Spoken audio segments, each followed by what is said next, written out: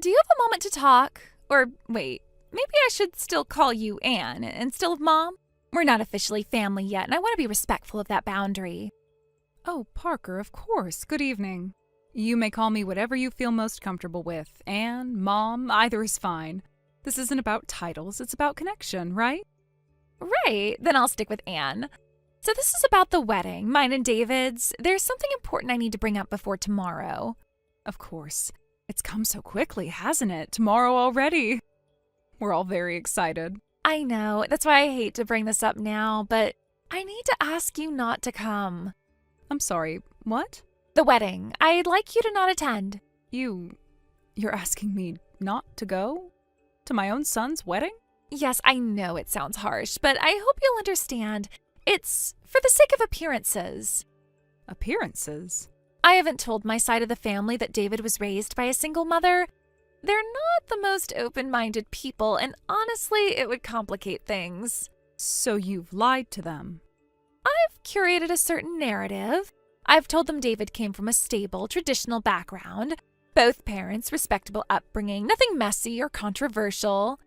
And my presence would break that illusion? Exactly. They have expectations.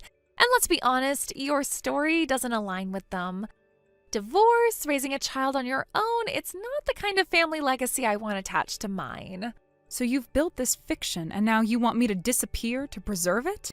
It's not personal. I'm just protecting the bigger picture. Not personal. You're erasing my entire existence in David's life. It's not like that. Look, I've even made arrangements so things won't be awkward. I have hired a woman to play your role. She's in her 50s, elegant, plays violin, very convincing. She'll sit in your place and perform the musical number David asked you to do.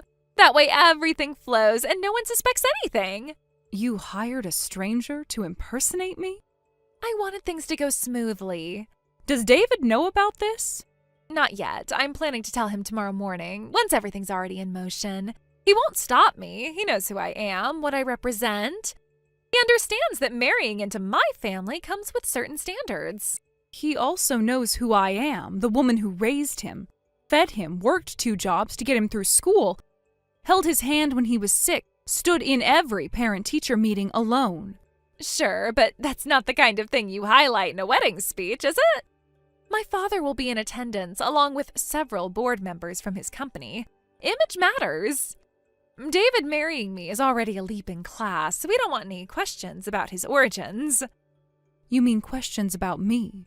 About how his mother doesn't fit your definition of respectable? Look, if you were a widow, that would be one thing. Tragic, even sympathetic. But a divorce? That just reeks of failure. And let's be honest, what are the odds it wasn't your fault? Maybe you cheated. Maybe you pushed your husband away. Whatever the case, you didn't keep your family together. That matters in our circles. You know absolutely nothing about what I've been through. And I don't need to. I'm not here to unpack your past. I'm just trying to make sure tomorrow goes off without a hitch. By pretending I don't exist. Exactly. You're a liability, Anne. I'm trying to be practical here. It's about the future David and I are building. A future that doesn't include reminders of dysfunction or failure. If you love him, you'll understand and step aside quietly. Love doesn't mean eraser. It means sacrifice. So sacrifice your pride and sit this one out. And for what it's worth, you should be grateful I'm handling this cleanly. I could have simply sent a security notice and had you barred from the venue, but I thought we could be adults about this. You're replacing me with an actress, rewriting history, lying to everyone, and you call that being an adult? It's called diplomacy, something you probably never had to learn in your world, but it's second nature in mine. And this performer, this stand-in for me, she'll be pretending to be David's mother? Yes. She's been briefed. She'll smile, pose for pictures, maybe say a few words. No one will know. And you won't have to endure the embarrassment of being scrutinized. The only embarrassment here is your complete lack of integrity. That's rich. Coming from a divorced woman with nothing to her name but a rented apartment and a dusty violin. That violin you just mocked? It's the same one that used to lull your future husband to sleep when he was 4 and crying from night terrors. The same one that played when he graduated high school and asked me to make the day feel special even if his father wasn't there. But I guess that doesn't matter to you. It's sentimental drivel. This isn't a school play. It's a high-profile wedding. And what happens after the wedding? What happens when David finds out what you did? He won't. I made sure of it. Before I messaged you, I turned off his phone. He won't check it overnight. He never does unless there's a sound or a call. I'll power it back on in the morning before he notices anything. But then it'll be too late for him to do anything about it. So you're not just dishonest, you're calculating. I prefer strategic. And there's one more thing. After the wedding, I'll be asking David to formally sever ties with you. I don't want his old life trailing into our new one. He'll understand. It's what's best for both of us. You truly believe you can cut a son away from his mother like trimming off a loose thread? That thread is tangled and fraying. If he's smart, he'll let it go. I'm offering him a better future, prestige, influence, legacy. You offer nothing but nostalgia and emotional baggage. And if he says no? He won't. He loves me. He'll choose what makes sense. I'm done debating this with you. Then you won't have to. I won't go. Good. You're finally doing something right. But let me say one last thing, Parker.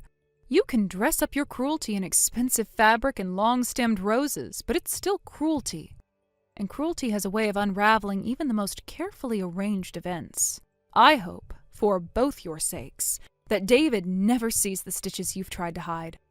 Because when he does, and he will, it won't be the past he cuts off. You're delusional. David will never turn on me. We'll see.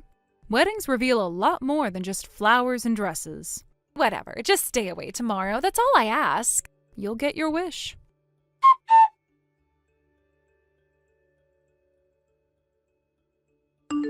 Anne, please, you have to come to the wedding right now.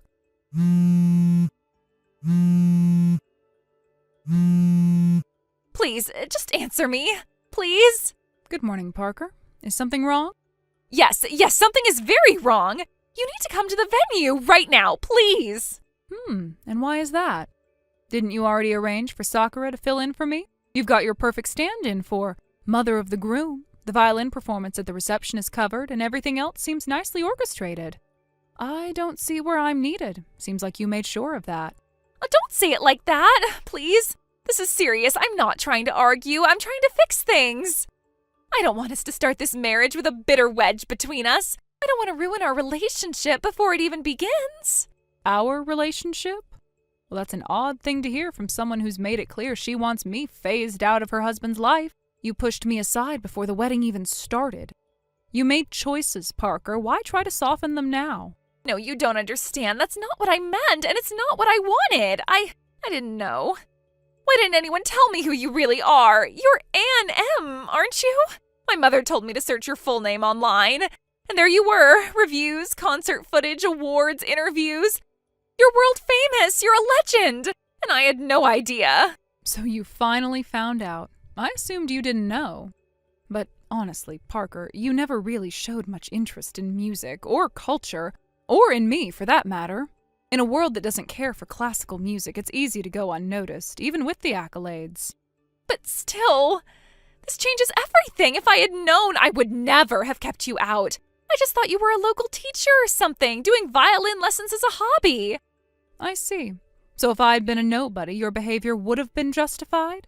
I didn't realize my worth to you was conditional. That's not what I meant. You're twisting it. I didn't understand what I was doing until it was too late. I heard about your divorce too, how it wasn't anyone's fault. Just two people who couldn't find time for each other anymore. There's no scandal or drama, nothing that should have kept you away. Please, come to the wedding. There's still time. I swear we can fix this. Fix what? You made a calculated decision. You kept David in the dark and you expected everyone to just go along with it. And now, because it's falling apart, you want to pretend none of it happened. That's not how consequences work, Parker. Stop talking like that. I said I was sorry. This isn't about right or wrong anymore. It's about making it right. You don't know what kind of backlash I'm getting. My parents are furious. My relatives won't stop glaring. My grandmother, who adores classical music, nearly burst into tears when she found out who you are. She said it was the one chance in her lifetime to hear Anne M. perform live, and I ruined it. My cousins are grilling me. My uncle stormed out, and the whole room feels like it's crumbling. They said I embarrassed the family and disrespected the groom. They're not wrong. No, they're not. please help me fix it. How soon can you get here? We can delay the ceremony by 30 minutes, even an hour if we have to. I'm not coming. What? David called me. He told me the wedding is off. Off? What do you mean off? He wouldn't. He would. He did. He told me everything. How you turned off your phone last night and this morning. How you deliberately cut him off while finalizing a plan that excluded me. He said the person he most wanted to celebrate with was denied a seat. He cried, Parker. He cried and told me this wasn't a wedding. It was a trap. No, he said that? Yes. He said he didn't want to be manipulated into a lie. That a marriage built on half-truths and control wasn't one he could commit to. That he couldn't trust you, not after you hid something like this from him. I didn't mean for it to go this far. I thought if I controlled the mood, the people, the setting, it would be smoother, less complicated. But people aren't props, Parker. We're not here to be arranged into your perfect scene. You tried to script love and it backfired. I was trying to protect something. I thought if I could just maintain the narrative, there'd be less tension, less distraction. I didn't want his famous mother overshadowing everything. Then maybe you shouldn't have tried to marry the son of the woman you planned to erase. You were never protecting the wedding, you were protecting your own control. So what now, he just leaves me, just like that? David told the guests. He made an announcement and explained the situation. He returned all the gifts, thanked everyone for coming, and asked them to head home. No, that can't be. I haven't even walked down the aisle. And you won't. I'm sorry, Parker. Wait, where are you now? Are you still in town? Not for long. I have a concert to prepare for in another city. Now that the wedding's canceled, I'm heading out earlier than planned. No, please don't go. Don't just disappear on me like this. I'll be driving shortly, so this will be our last message. And I think it's best we leave things here. Anne, please, don't shut me out like this. I know I messed up. But can't we talk? Can't we fix this? One final thing. I heard from David that the marriage license hadn't been submitted yet. At least you're spared the legal entanglements. A small grace in a sea of mistakes. Anne, please. Goodbye, Parker. I sincerely hope you grow from this.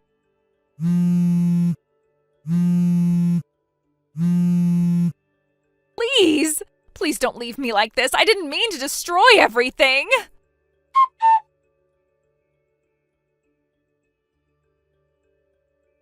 Even after I ended the message, my phone kept lighting up with notifications, one after another.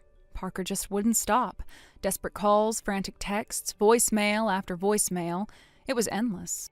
I gave it a bit of time, thinking maybe she'd cool down, or at the very least run out of things to say, but no such luck. If anything, her messages got more intense, more erratic. Some were tearful apologies, others were bitter and accusing. And then there were those bizarre ones that didn't seem to know what tone they were aiming for, half begging, half threatening.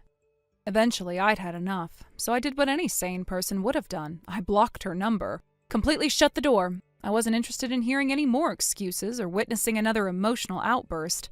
I just wanted peace. After that, I didn't hear anything directly from her.